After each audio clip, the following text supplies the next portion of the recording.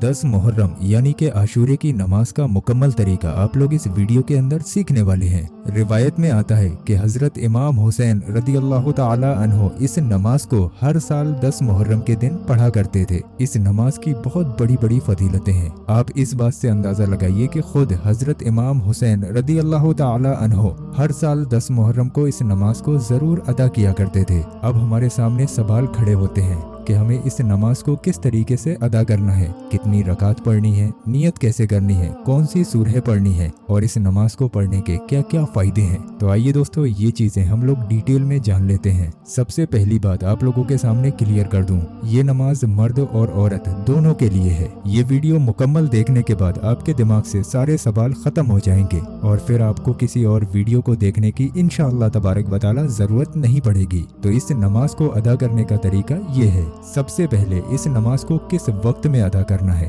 तो दोस्तों आपको बता दें, आशूरा के दिन यानी कि 10 मुहर्रम के दिन किसी भी वक्त आप लोग इस नमाज को अदा कर सकते हैं। ये नफिल नमाज है। अब दूसरा सवाल, कितनी रकात नफिल नमाज हमें अदा करनी है आशूरा के दिन। तो दोस्तों आप लोगों को 2-2 रकात करके 4 रकात नफिल नमाज अदा करनी है। लेकिन यहाँ पर मैं एक बात और क्लियर कर दूं, ये जो 2-2 रकात करके नफिल नमाज मैं आपको बताने वाला हूँ, ये दोनों नमाजों का तरीका अलग अलग है। यानी कि आपको पहले 2 रकात नफिल नमाज अलग तरीके से अदा करनी है और फिर उसके बाद 2 रकात नफिल नमाज अलग तरीके से अदा करनी है।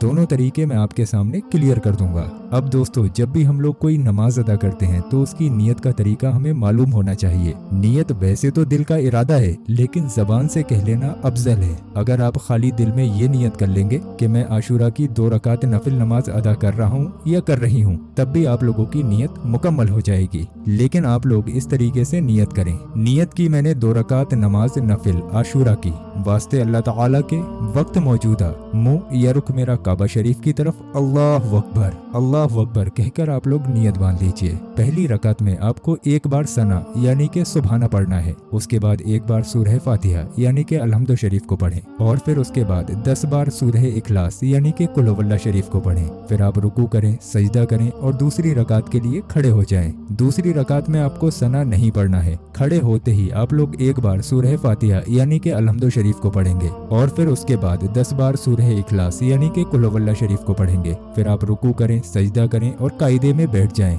कायदे में आप लोग वही सब पढ़ें जो आप नॉर्मल नमाज में पढ़ते हैं, यानी कि अत्तहियात, दुरूद इब्राहिमी, दुआए मासूरा, रब्बना आतैना, ये सारी चीजें पढ़कर आप लोग सलाम फेर लीजिए। यहाँ पर अभी आपके 2 रकात आशूरे की नफिल नमाज मुकम्मल हुई है। अभी 2 रकात नफिल नमाज और बाकी है। तो जब आप लोग सलाम फेर लें उसके बाद आप लोग जानमाज पर बैठे रहें। जानमाज पर बैठे बैठे आपको 9 मरतबा यानी कि सिर्फ 9 टाइम आयतल कुर्सी पढ़ना है और 9 बार आप लोग दुरूद पाक पढ़ें। दुरूद पाक जो भी आपके याद हो आप पढ़ सकते हैं। जब आप इतना काम कर लें उसके बाद आप लोग फिर से जानमाज पर खड़े हो जाइए और फिर उसी तरीके से आप लोग नियत कीजिए। नियत की मैंने 2 रकात नमाज नफिल आशूरा की वास्ते अल्लाह ताला के, वक्त मौजूदा मुंह या रुख मेरा काबा शरीफ की तरफ अल्लाह अकबर कहकर आप लोग नियत बांध लीजिए। नियत बांधते ही पहली रकात में आपको एक बार सना यानी कि सुभाना पढ़ना है, उसके बाद एक बार सूरह फातिहा यानी कि अलहम्दु शरीफ पढ़ें और फिर उसके बाद 25 बार सूरह अलम नशरा पढ़ें। फिर आप रुकू करें, सजदा करें और दूसरी रकात के लिए खड़े हो जाएं।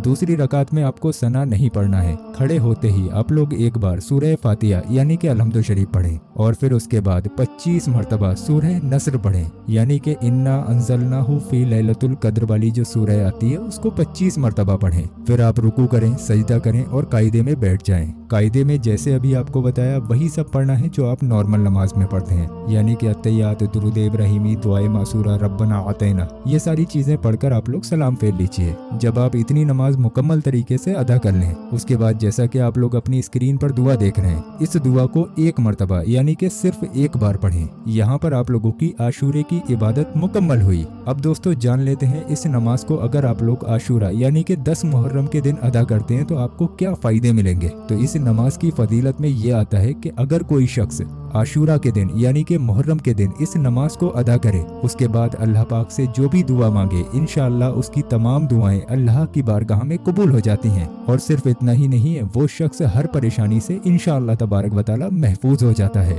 उसके घर और कारोबार में बरकत होती है, उसके इरादे मजबूत होते हैं, उसकी बंद किस्मत खुल जाती है, उसको बीमारियों से शिफा मिल जाती है, कर्जे से निजात मिल जाती है और इंशाअल्लाह तबारक व तआला उसको बहुत ज्यादा सवाब और नेकियां मिलती हैं। तो जिस तरीके से सैयदना हजरत इमाम हुसैन रदी अल्लाह तआला अन्हो 10 मुहर्रम के दिन इस नमाज को अदा किया करते, उसी तरीके से हमें भी चाहिए कि हम लोग आशूरा के दिन इस नमाज को अदा करें। दोस्तों, मुकम्मल तरीका आशूरे की नमाज का मैंने आप लोगों को इस वीडियो के अंदर दे दिया। आप लोग अगर इस वीडियो को शेयर करेंगे तो आपकी वजह से एक बंदे ने भी अगर इस नमाज को 10 मुहर्रम के दिन अदा कर लिया तो आप लोग सोच भी नहीं सकते आपको कितना सवाब मिलेगा। आपके जितने भी जानने वाले लोग हैं सभी को ये वीडियो शेयर करें और उनको खास करके बोले कि इस नमाज को वो जरूर आज के दिन अदा कर लें। इंशाअल्लाह तबारक व तआला एक बार आप लोग इस नमाज को अदा करना, उसके बाद इसकी ताकत और इसके मौजज़े खुद ही आप लोग अपनी आंखों से देख लेना। मुझे पूरी उम्मीद है आप लोग इस वीडियो को ज्यादा से ज्यादा शेयर करेंगे। और दोस्तों रुकिए, अभी आप लोग कहीं जाइए मत। ये जो हमने आपकी स्क्रीन पर वीडियो लगाया है, ये वीडियो हमारे चैनल का सबसे ज्यादा पावरफुल वीडियो है। इस वीडियो के अंदर गौस पाक के रोज़ाए मुबारक के पत्थर की ज़ियारत कराई गई है। आप लोग एक बार मेरे कहने से जो आपकी स्क्रीन पर वीडियो आ रहा है, इस वीडियो पर क्लिक करके इस वीडियो को बहुत ध्यान से जरूर देखें।